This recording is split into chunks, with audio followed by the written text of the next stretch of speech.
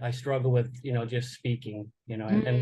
and listening, just trying to like I can't this doesn't come natural to う me. I have to ん。think about it or I have う to ん。look it up, like, trying to actually just speak naturally. I う kind of ん。struggle with that. バイクに乗り、大好き、乗ります。はじめまして、アメリカから来ました。オハイオ州クリーブランド出身です。妻は日本人です。前は沖縄のアメリカ軍基地で働いていました。沖縄は安全な場所で大好きです。趣味はバイクに乗ることです。祖父母はイタリア移民でした。うん。父はアメリカで生まれ育ちましたが、イタリア語を話しました。私はイタリア語を話せません。うん。すみません。が、父はイタリア料理を教えてくれました。うん。母はドイツ、イギリス、アイルランドなどいろいろな新種が混ざっています。以上です。よろしくお願いします。あ、ジャックさん、ありがとうございます。どんなイタリア料理が一番好きですか？一番、うん。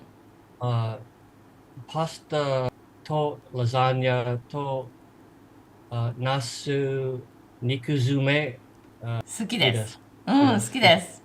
あと、チャックさん、バイクが好きって言ってましたけど、どんなバイク乗ってるんですか？ローライダー、ハーリー・デイビッドソンです。おー、すごい、かっこいいですね。あと、チャックさん、沖縄に住んでますけど、沖縄の何が好きですか？料理とか。カツ丼が好きうん。です。カツ丼、いいですね。カツ丼、うん。沖縄そば大好きです。うん、美味しいですよね。うん、ありがとうございます、チャックさん。Feel like learning Japanese is too damn hard for you? Stop slaving away at grammar, words, and spelling. Now there's a better way to learn how to speak Japanese like a normal guy. Welcome to Terumi's podcast. Let's learn Japanese in just 2 months with Terumi's learning method. チャックさん、Welcome to my YouTube channel. How do you feel? 元気です。元気よかった。ありがとうございます。チャックさん、my listeners doesn't know you at all. So can you actually tell me who you are? Where you from? What do you do? And why you live in Japan?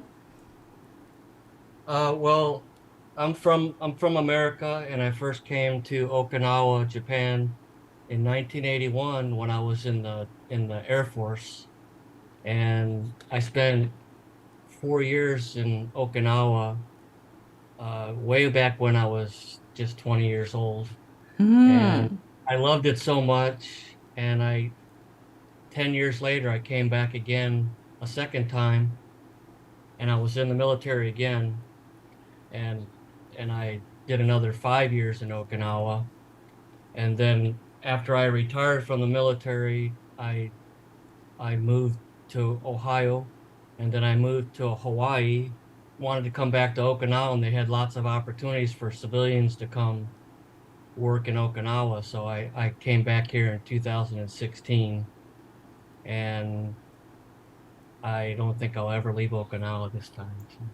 I see. So Okinawa is something, it's really special place for you. So like, from the States and visiting Japan or living in Japan is a huge life differences and, culture wise, language, even the food and people. So, if somebody is planning to, stay in Japan, what do you think what is the huge differences and what is the hardest part and what was actually the exciting part? I think the hardest part when I came here the first time was not being able to communicate with your family because, back then we didn't have phones or we had to go to a place where you had to call the operator, and then they would Mm. call you back like 15 or 20 minutes later, and then they would connect you to your family, and it was always a collect call, and it was very, very expensive.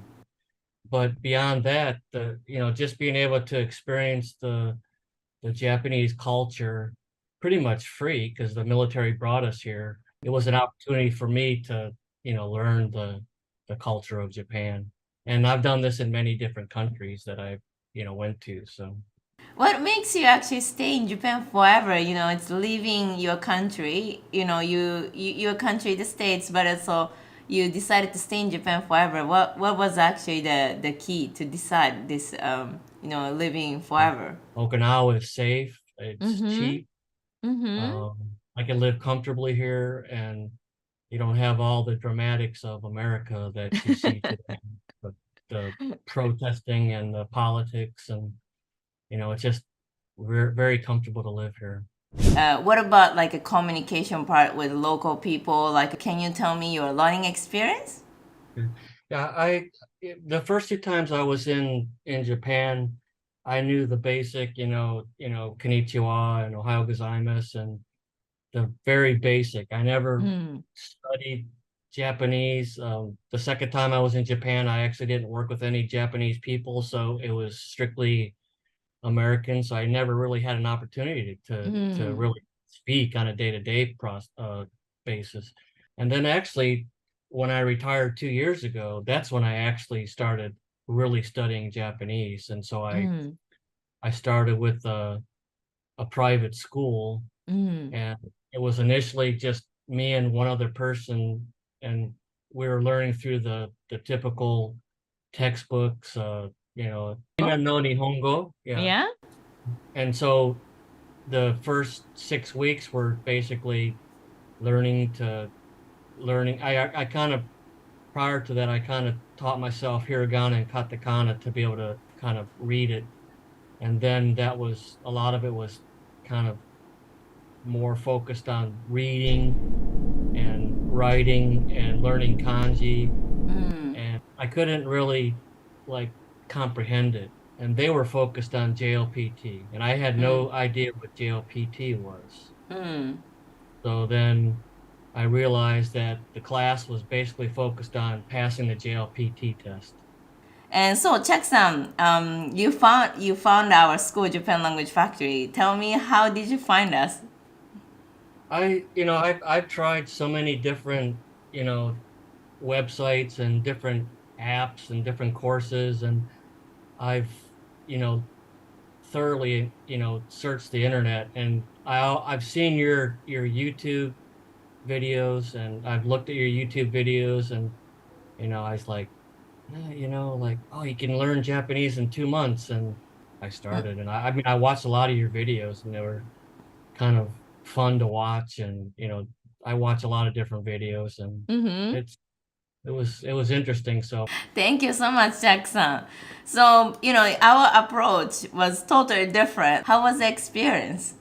it was great. And so at first I was like really nervous, but then your instructors, they didn't really have like an outline of what they were going to teach, kind of just like a focus. And the first thing they taught was to be able to introduce yourself, and not just hi, I'm Chuck, how are you doing. It was to give a little bit about where you're from, what your hobbies are, maybe a little bit about your family, and so that was kind of cool that they kind of tailored it to your situation. So, if you actually just to compare those different learning approach, what is the huge differences compared to Japan Language Factory from the other school?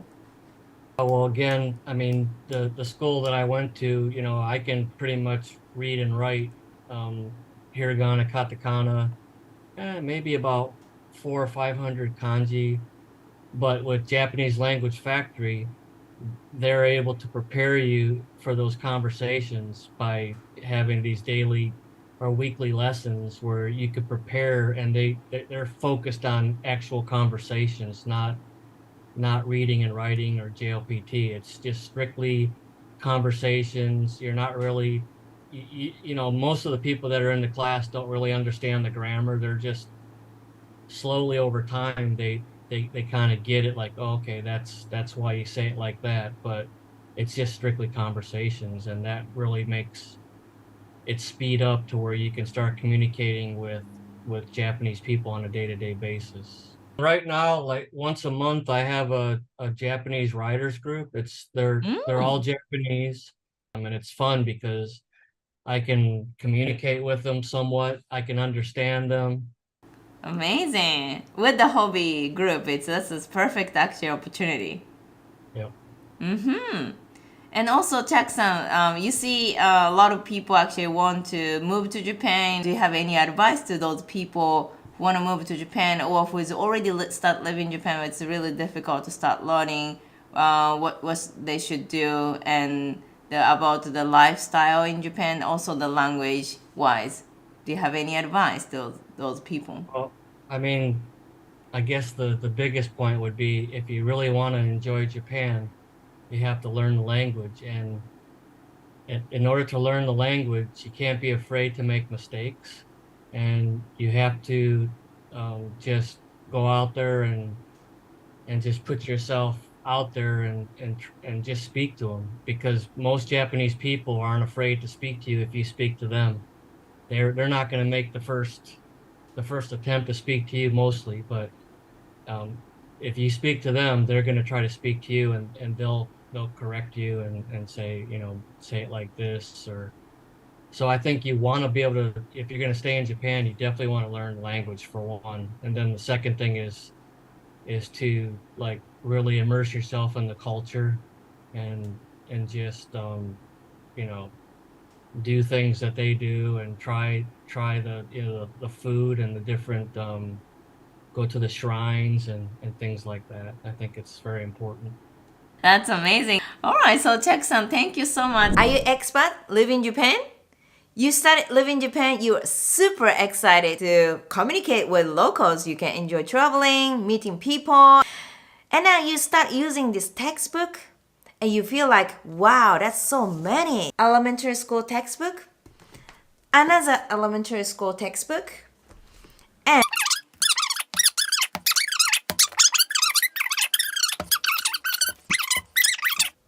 how many hours should you study? Let's think one more time. In order to communicate like a normal guy, you can do everything in the basic everyday life. Should you finish all those textbooks?